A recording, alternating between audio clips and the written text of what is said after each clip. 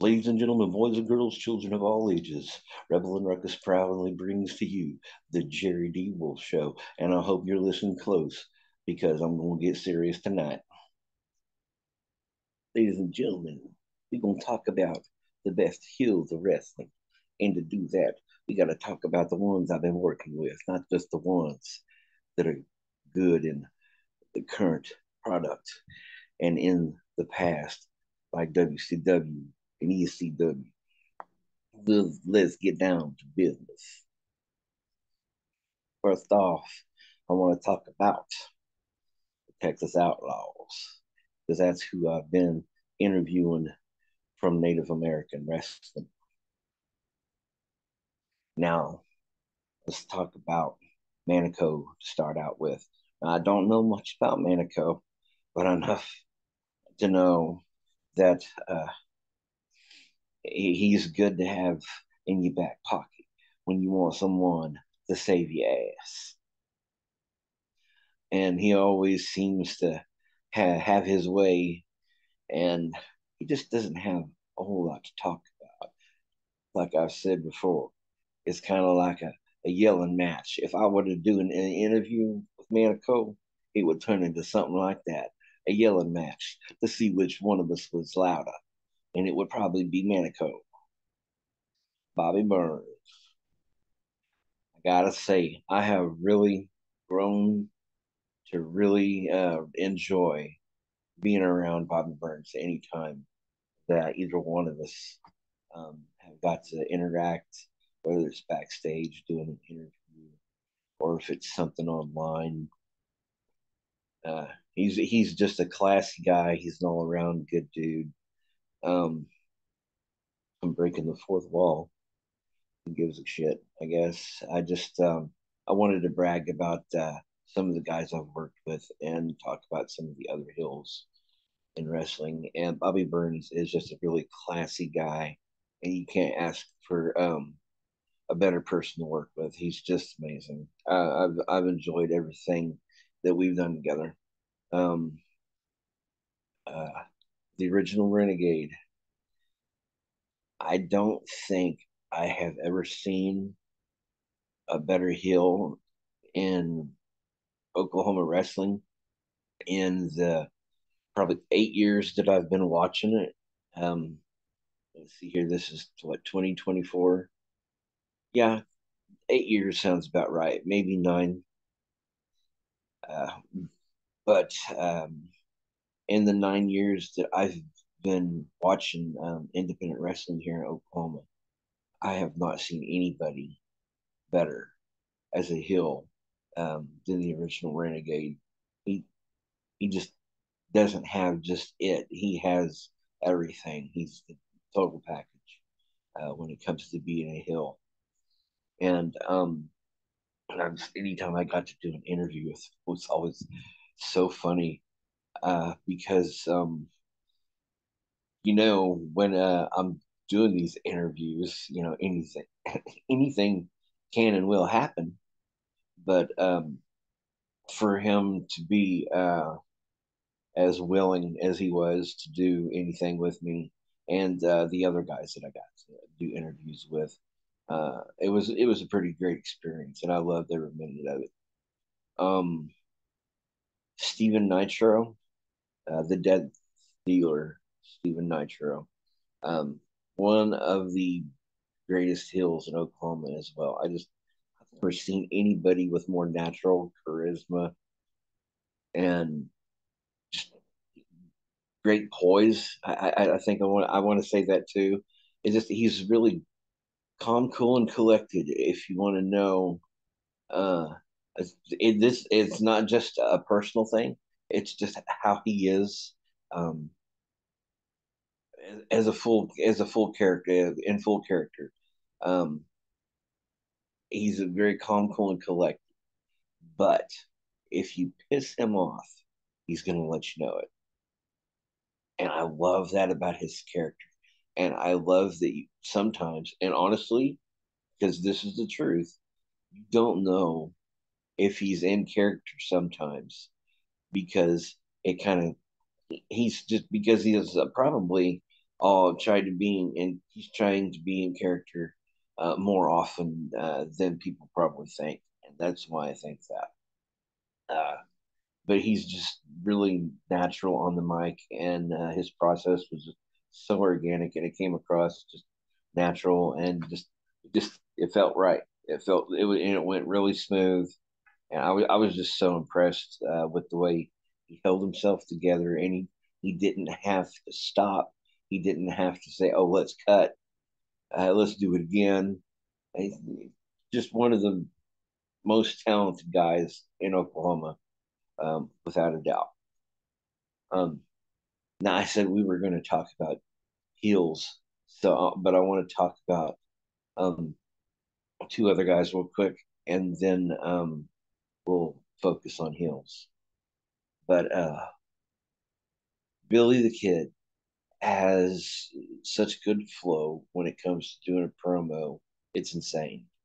And I can say the same thing for his in ring abilities. Like, it's so impressive that it's insane. Uh, the way he moves in the ring is just he moves with uh with ease, with the greatest of ease. It may sound cliche, but he really fucking does. I'm gonna drop a few f bombs. You're gonna have to get over it. It's just my style. I've tried to cut out being a potty mouth, but it's just not gonna happen. So that's just tough shit. You're gonna have to deal with it.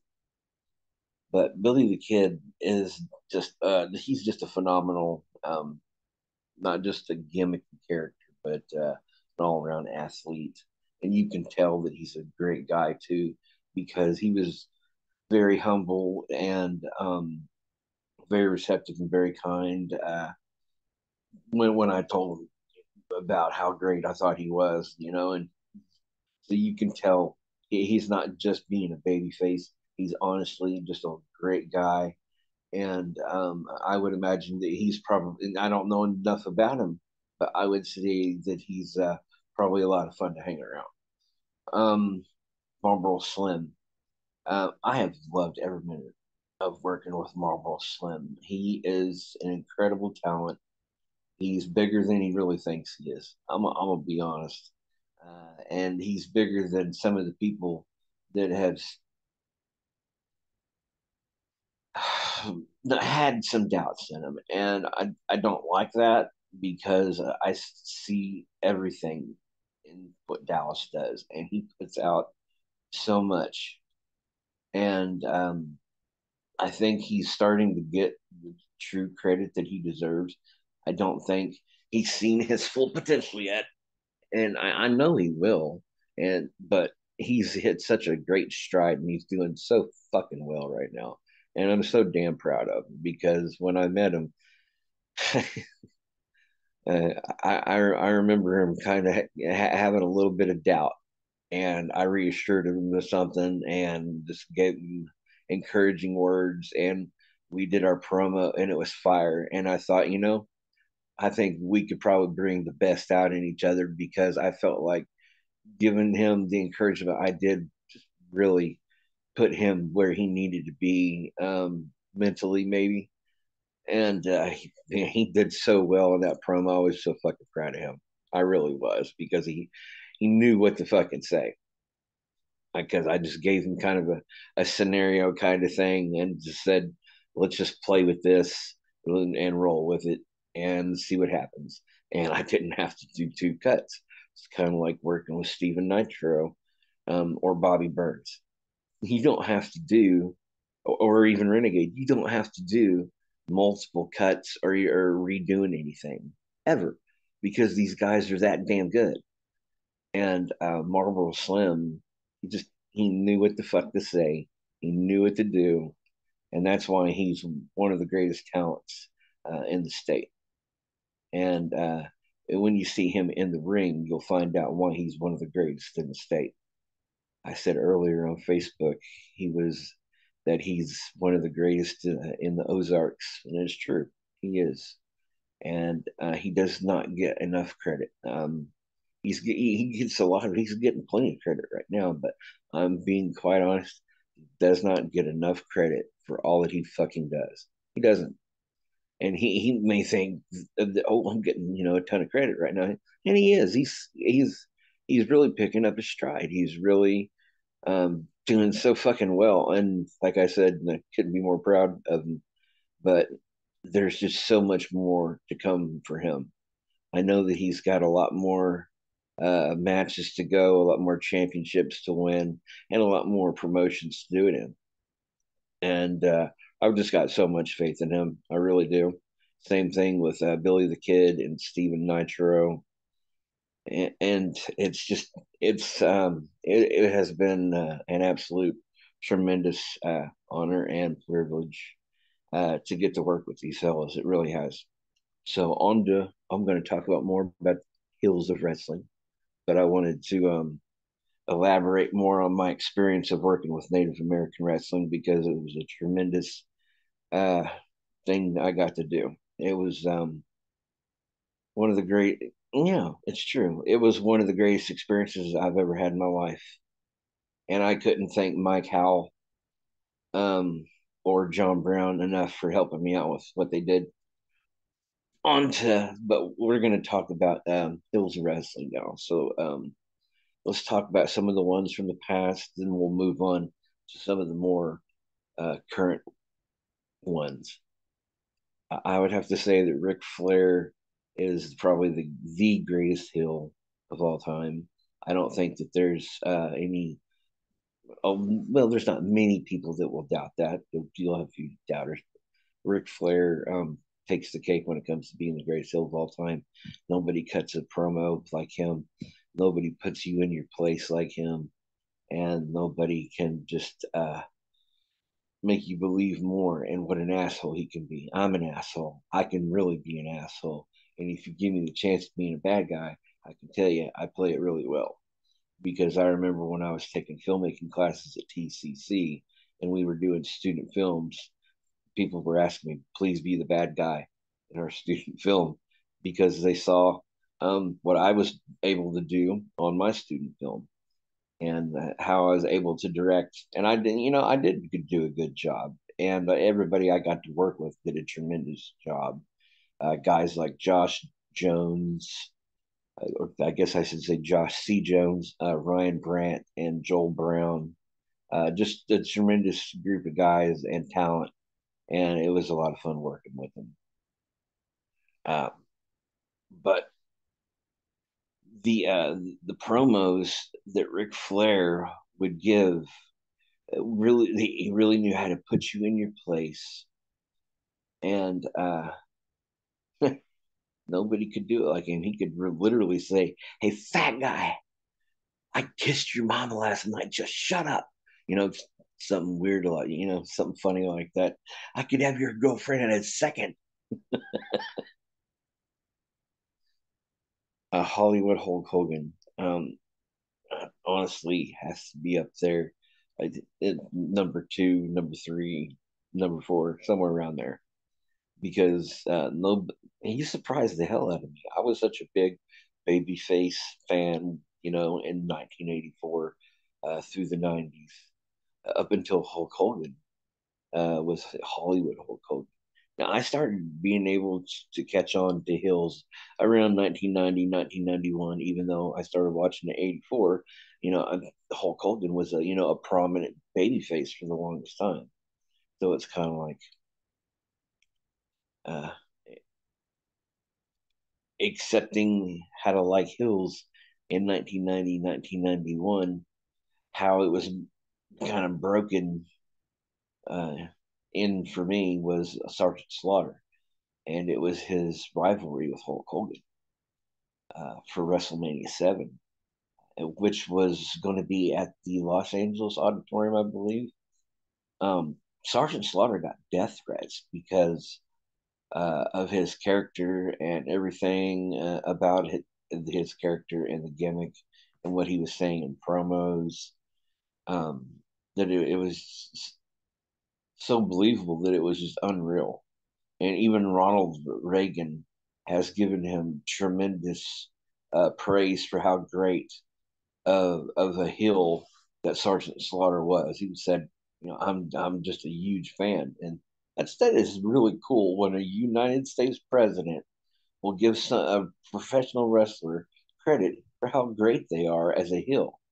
You can't have a higher honor than Ronald Reagan telling you that you're a tremendous heel, and you're so believable, and you're my favorite wrestler.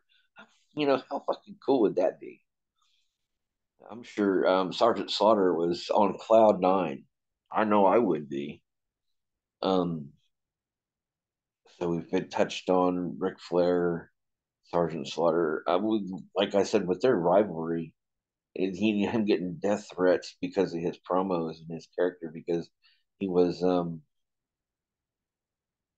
sympathizer for one of the countries in the Middle East. I don't want to say who it was, Iran or Iraq, one of them.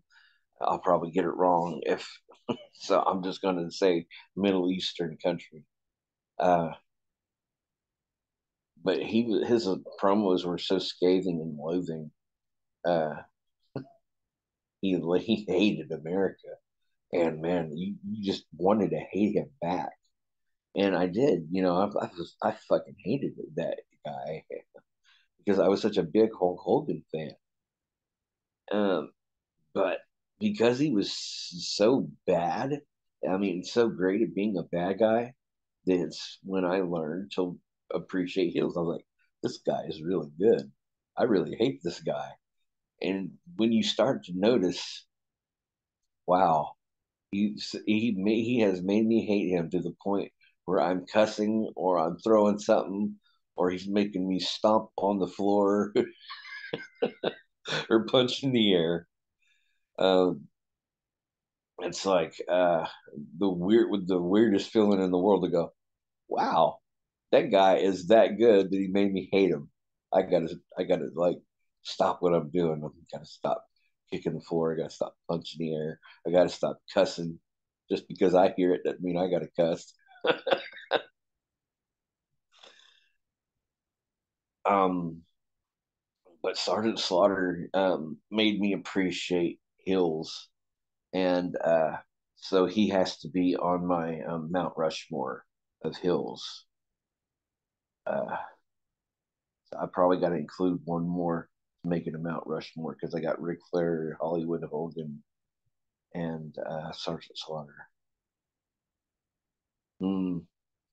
Ooh, I really don't want to include him because I don't like him, but he makes you hate him. So I almost feel like I have to. Uh, Damn it. I really don't want to include this guy. This pisses me off because it's like, I can't believe I'm thinking about adding this guy to my Mount Rushmore Hills. I don't want to because I hate this guy that much. I don't even like him. I don't like him whatsoever. Wow, am I really going to include? All right, here we go. Kevin Sullivan. Um, I loathe Kevin Sullivan. I despise Kevin Sullivan. There's nothing nice I have to say about Kevin Sullivan. Like he's that good. Um, oh Lord, there's so many mixed emotions when I think of the name Kevin Sullivan because it goes into Chris Benoit and Nancy Benoit and all that bullshit that happened with them. And I'm not going to get into a loophole of that. I might later on in another podcast, absolutely. But I honestly wanted to give a bonus podcast to the people who have been listening to me for so long. And I have subscribers on YouTube. So it's like, and I literally gained like 14 subscribers um, in the time that I've been doing interviews with Native American wrestling and just doing interviews in general. And I guess I can't let some of the people down because it's like, if they're going to follow me, I can't just not do interviews. I can't just not do um, podcasts. I can't just lose complete interest in doing things just because one chapter is over. I'm going to close the book on one chapter and we're going to go on to the next one because there's no sense in being stuck in a chapter that's over. because it's over. There's nothing you can fucking do about it. So you got to start anew. You got to keep on going down the road. Say fuck it because that's the best thing to do. Um, and anybody out there that's listening to this that has a problem with moving on and getting stuck in the past, you can do it. You can fucking move on from your bullshit. You can just use wrestling, use music, use movies, go mow your lawn, anything outside, do something productive.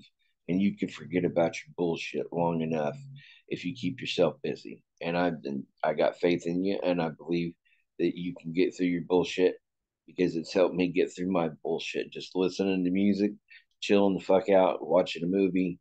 Um, I went to go help my dad move some shit. I enjoy being around my dad. It helps me relax and chill the hell out because I love my dad that much. So, um, but I gotta, so I gotta. No, that was all the four for my Mount Rushmore. I'm going to talk more about hills a little bit more, but that's my Mount Rushmore. Is Kevin Sullivan, motherfucker. Kevin Sullivan, Ric Flair, Sergeant Slaughter, and who else did I say? I'm getting old, so I'm getting forgetful. Ric Flair, Sergeant Slaughter, Kevin Sullivan. See, this is what happens when you get old. You forget shit. Maybe that's the only three I've talked about.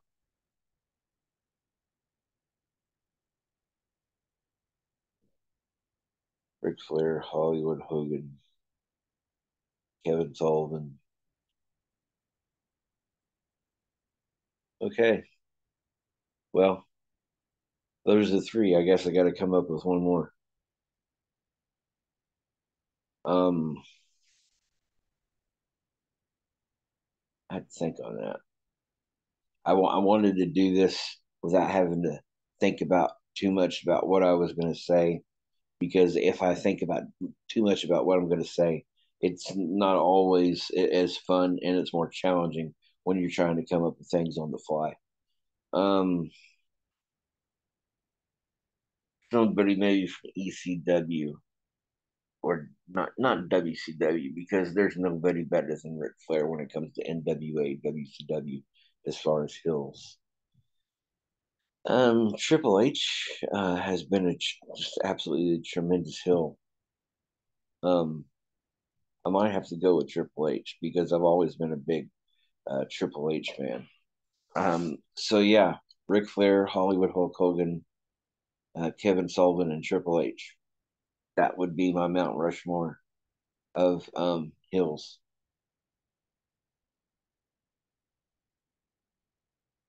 Something tells me that I. Oh, it was Sergeant Slaughter. Ric Flair, Sergeant Slaughter, Hollywood Hulk Hogan, and Kevin Sullivan. Yeah, jackass. Lord of mercy.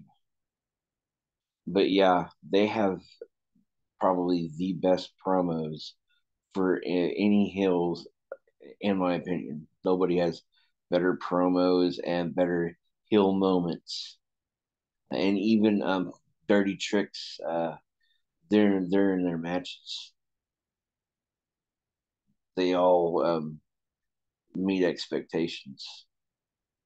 And I know that there's going to be some friends of mine who know how much I hate Kevin Sullivan.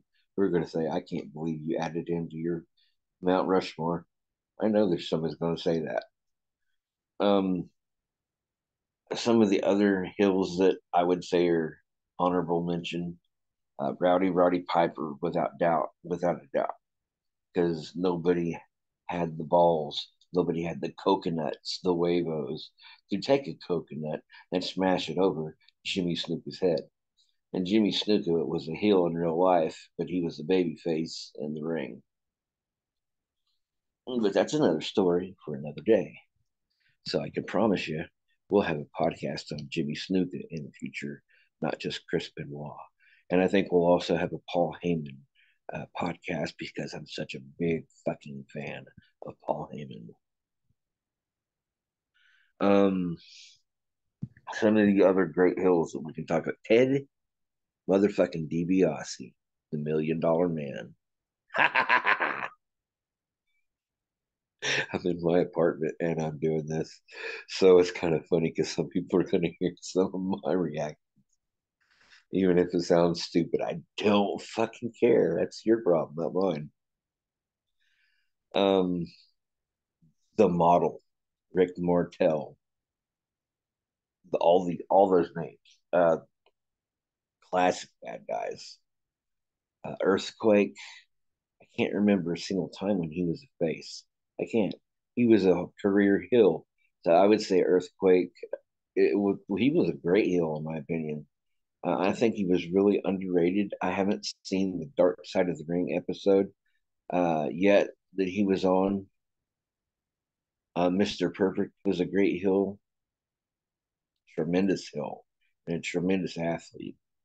Um, nobody, I mean, absolutely nobody can compare. Pardon me. Oh, Lord, don't let me get the hiccups now. Nobody can compare to how good Mr. Perfect was in the ring and on the mic and in other sports. I mean, he was a tremendous athlete all the way around. I remember when he did his little segment for his um, character for WWE when he did the backward shot from the what is that, center court? Yeah. Uh, I remember when he made the shot and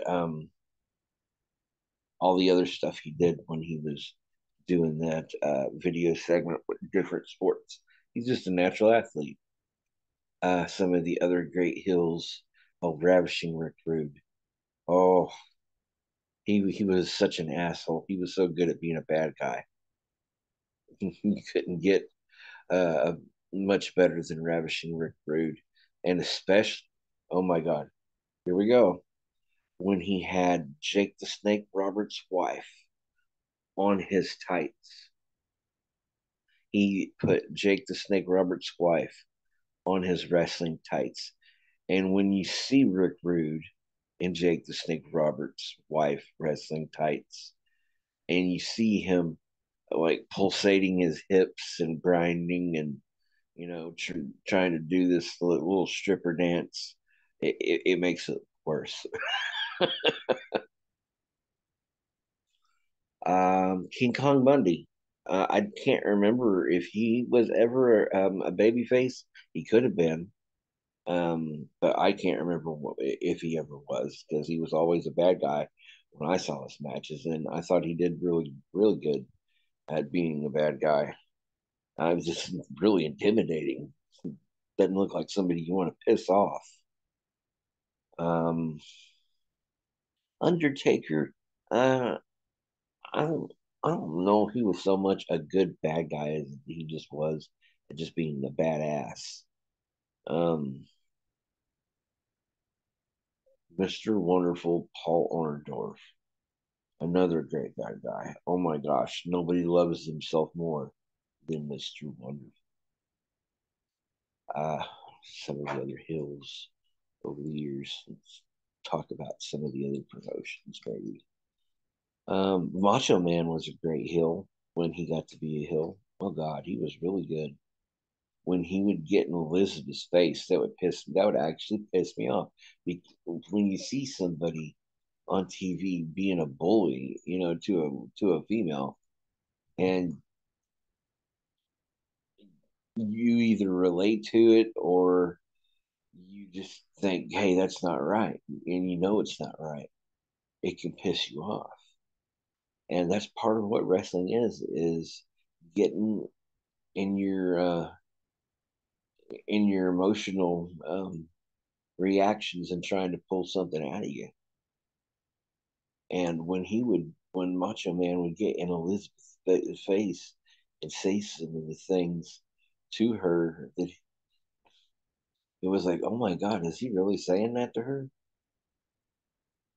I mean, he was apparently just a really jealous guy, and a lot of the times he would keep her in the dressing room and just tell her not to come out. Uh, it sounds like really controlling too.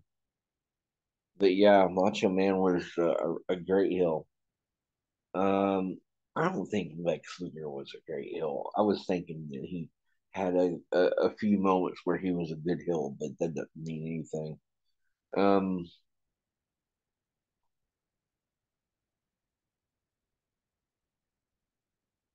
I'm trying to think of more hills. Big Boss Man, when he was uh, wrestling the Big Show, he had to cut a promo about his dad that had passed away, and it's like, oh my gosh, that's crossing the line. They shouldn't be doing this bullshit, and they kept doing different segments with it, and it's like, oh man, I can't believe they're doing this. They literally had a scene in a cemetery dragging a casket with Big Show running for it and trying to catch up with him. And it's like, this is a bit much. They shouldn't be doing this shit.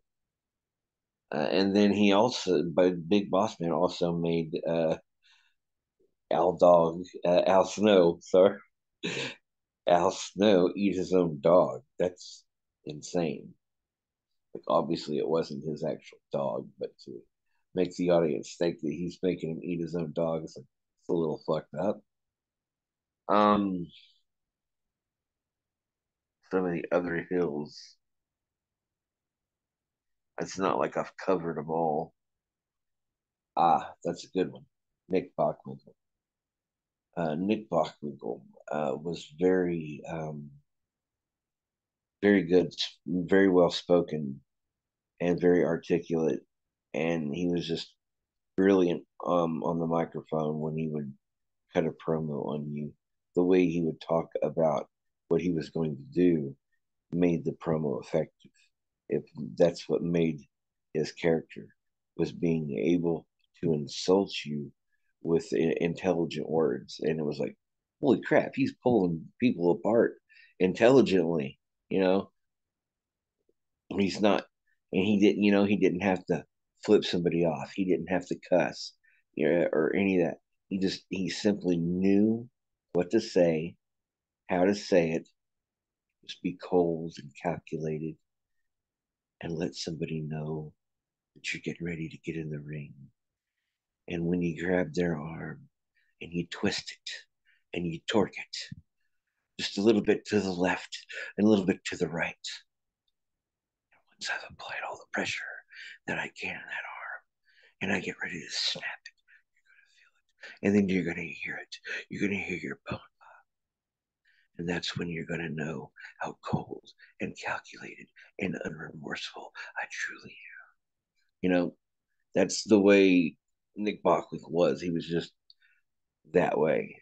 And that was just, that probably wasn't near as good as it could have been. But it was just the way he spoke. It was just, it was magic. I can't explain it other than that because he was so damn good. Um, Makes me think I should take somebody off my Mount Rushmore and put him up there because he was that good. He's at least number five for sure. Who did I say? Ric Flair, Hollywood Hulk Hogan, Sergeant Slaughter.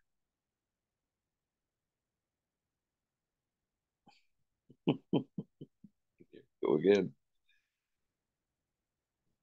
Sure as hell wasn't Bam Bam Bigelow, even though he just crossed my mind.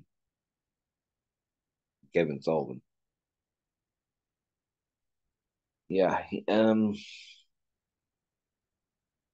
fuck Kevin Sullivan. Fuck him. Nick Bockwinkel goes on my Mount Rushmore. And Kevin Sullivan can eat a bag of dicks. I prefer Nick Bockwinkel over him, anyways. He was just a tremendous heel. You can't get any better than Nick Bockwinkel when it comes to tearing somebody apart with intelligence. The way he did it was just truly magical. Um, and he was more of an AWA guy, and also Sergeant Slaughter did a lot of time there. Kurt Hennig, Mister Perfect, did a lot of time there. Scott Hall was an AWA. Andre the Giant was an AWA. Seemed like he was a babyface most of his career, but when he had his time to be a heel, he did a really good job. He didn't have to say much because Bobby Heenan was his mouthpiece. And honestly, we haven't talked about heel managers, but when you want to talk about heel managers, you can't have a Mount Rushmore without Bobby Heenan. You can't have a Mount Rushmore without Paul Heyman. You can't have a Mount Rushmore without Paul Bearer. So those three are definitely up there. And I'd say that Sherry Martel should be the fourth. So Bobby Heenan, Paul Bearer, Paul Heyman, and Sherry Martel make my Mount Rushmore for heel managers without a shadow of a doubt. Sherry Martel was something special. It's so sad that she passed away so young because she had so much more to give, and it it was just really sad when she passed away because I think so many people just loved and adored her, and she stood out. She was unique. Um, nobody could talk on the microphone. Um, as far as the women in the business, like Sherry Martel, not one fucking person in the history of the business has been better at being a heel manager than Sherry Martel. Bobby Heenan may be the greatest manager of all time, not just a heel manager, but a manager. Uh, but I think Sherry Martel deserves a lot more credit, a lot more credit that she gets because she was innovative, she was creative, and her legacy still remains. She may not be here, but all of her fans still remember who the fuck she is. Um, I'll touch on some guys from AEW here in a second. I'm trying to think of Hills, NW, and ECW. Chris Candido has to be number one as far as ECW Hills. Um, Rick Rude or Jerry Lawler, they could have been up there.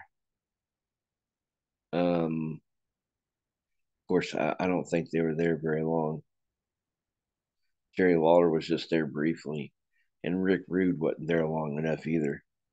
Uh, and I didn't really watch ECW until just a few years ago. I might not have a list of ECW heels. I might have to make that a separate podcast, and I think I will. Um, do a little more research for that before I get into that. I believe.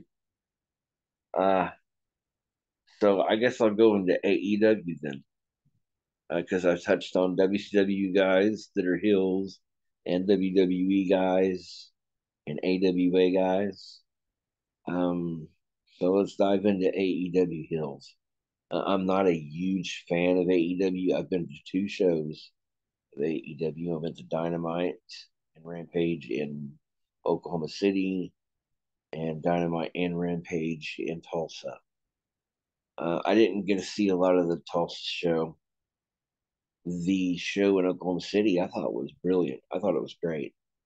One of the best wrestling shows I've ever been to, maybe the best. I'm not a big AEW fan though. It's been a long time since I've actually watched the product. It's probably been good God, has it been that long? I haven't watched an AEW match in probably 2 or 3 years. I don't watch the product. I just uh, watch highlights on YouTube, and I'll go to the events if they're here. But I don't think they'll be coming back here because of the Nyla Rose issue that they had here. I guess they don't like transgenders wrestling here. Um, to each their own. I'm not going to get into politics in any of my podcasts because that's not my deal when I'm talking about wrestling. So it's going to leave it be. Um, but it has certainly stirred up a hornet's nest as far as like the people in charge of wrestling, like in Oklahoma, on and especially on tribal land. Um, it's just they're not letting some of the guys wrestle and they'll end up suspending their license. But it's not over the same thing as what's going on with Nyla Rose. It's a completely separate issue. But I don't think that what's going on with the wrestlers losing their licenses to wrestle and being suspended from wrestling it doesn't, like I said, it has nothing to do with any of that. But I don't think it's helping either. Um, some of the other hills. Oh yeah, I was talking about AEW. Um, the first one you got to talk about is MJF. He's the greatest heel AEW will ever see, hands down. He is MJF is the greatest heel that wrestling has seen in many years. He I can't brag about MJF enough. He's just incredible. Um, I like I said, since I'm not a big AEW fan, it might be a little hard to come up with a. It might be hard to, yeah. There's no fucking way. No, there's absolutely no fucking way that there is a um, Mount Rushmore of fucking hills in AEW. No, that's just plain and simple. MJF is the greatest hill that'll ever step foot in AEW. He's the only hill in AEW that's worth a fuck. It's the truth. Tell me when I'm telling lies. Um, maybe Jack Perry is a fucking hill. Uh, well, I guess he's a hill now. He wasn't. I didn't understand why they turned him hill. I really, I was a big Jack Perry fan. I mean, I don't watch AEW enough to be a big fan of anybody there, really. I mean, I enjoy Ricky Starks, Lance Archer, um, Hobbs, Powerhouse Hobbs. I like him. Um, I can't stand the Young Bucks or Kenny Omega or a lot of the guys that are just flippy flops. I just don't give a crap about that style. I mean, there's some guys that do that I really enjoy, but the guys in the AEW that do that shit, I tune it out. I saw the El Vikingo match in Oklahoma City. I can't remember who he was wrestling, but it was the best match I had seen, I guess, ever. I'm gonna be honest. That was probably the greatest match I've seen live. I wouldn't say it was the greatest match I've ever seen of all time. I'm not saying that, but of all the matches I've seen live, because I've seen a lot of matches at the convention center in Tulsa. It's no longer well, it's still around. It's not the same. I've seen probably five matches at the BOK, not matches, five events at the BOK Center. And like I said, for the past 8 or 9 years, I've been to a lot of independent events here in Oklahoma.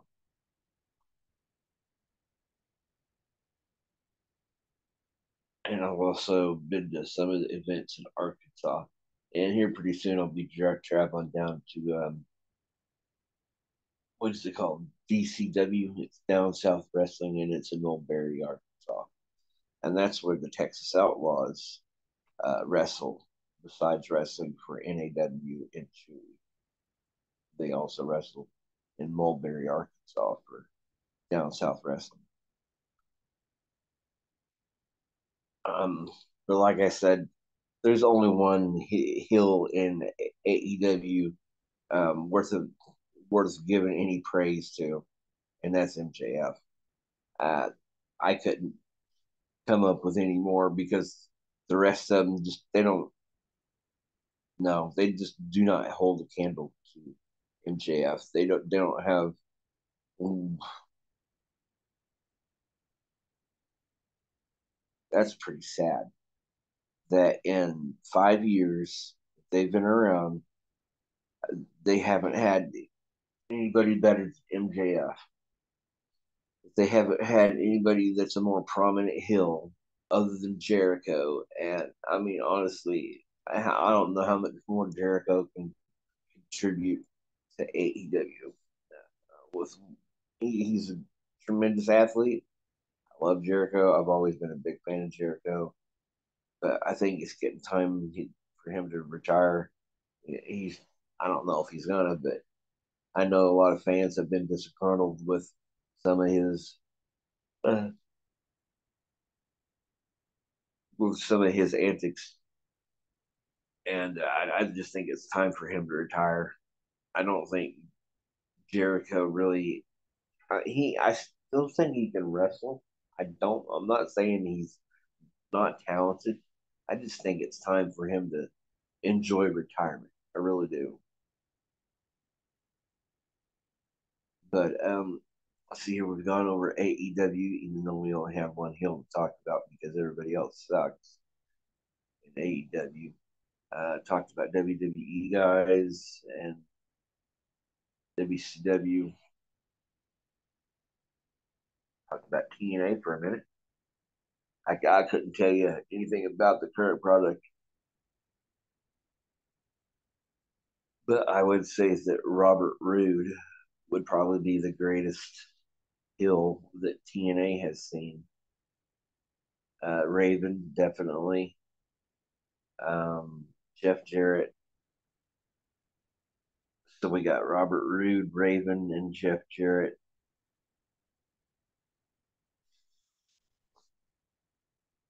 See, it's easier for me to come up with some of the guys there than uh, there's no need to compare it to AEW because TNA is better than AEW then and now.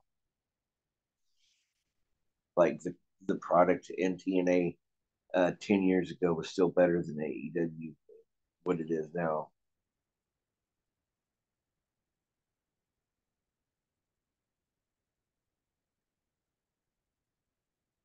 But I would say that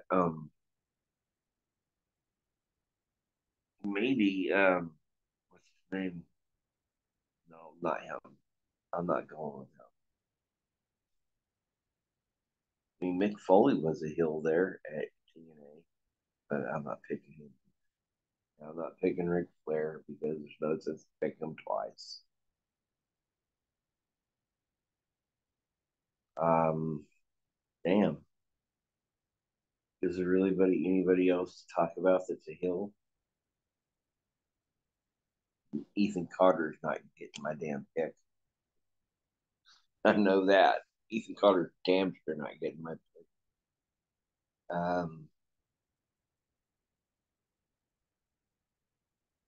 Do I have to cheat and look at something? Good grief. Well, the main event Mafia, they were hills. And I mean, Kurt Angle was a pretty good hill there. Yeah, I'd have to say Kurt Angle. So Jeff Jarrett, Kurt Angle, um, Raven. I've forgotten the other one already. Good grief. I have been working all day, so I'm like tired as hell. I've been moving shit.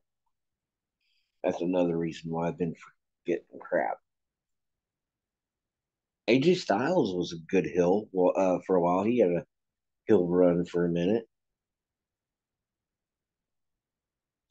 I've been watching Dusty Rhodes matches in TNA, and it got me in the mood to do a podcast. So and it was all TNA matches. It was like I didn't know Dusty Rhodes had so many matches in TNA, but that's cool. I'm not a big Dusty Rhodes fan, but lately I've been watching more Dusty Rhodes, which is cool. I think the older you get, the more your tastes change.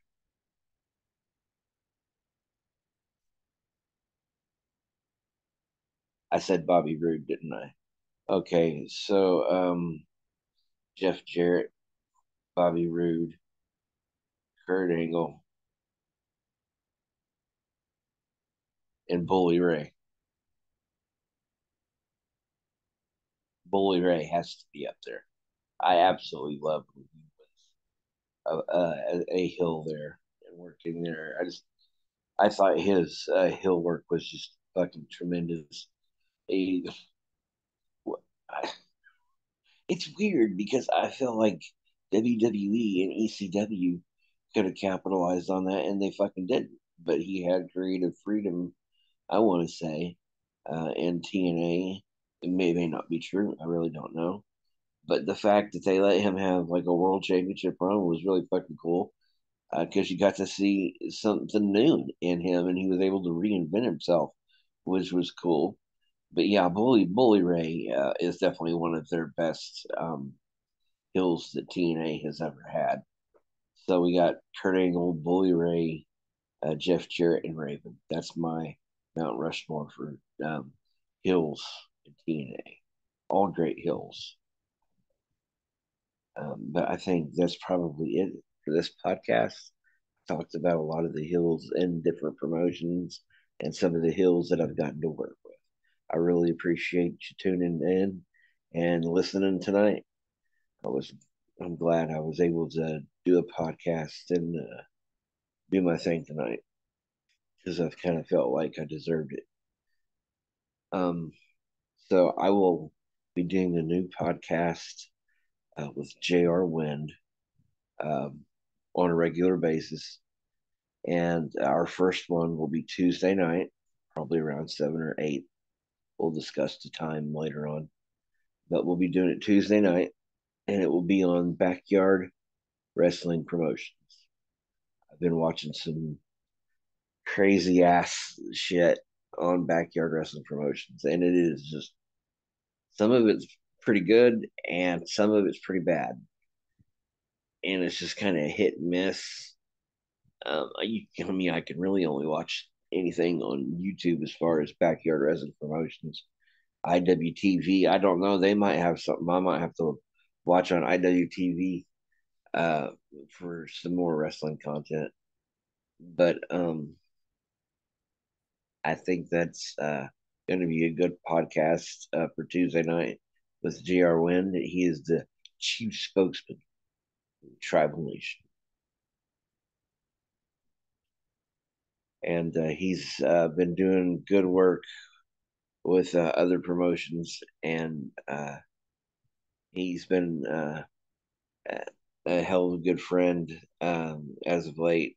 And it's nice getting to know him a little more because it seems like even though some chapters are over, within this new chapter, J.R. Wind has become somebody who has been super supportive of me, and he's just been there when I needed someone to talk to, and that's important to have good buddies and good friends like that. So, be looking for. I'm really looking forward to doing a podcast with him, and I hope that you'll be looking forward to it too. And I just thank you, and I appreciate you for listening, and hope you all have a blessed night.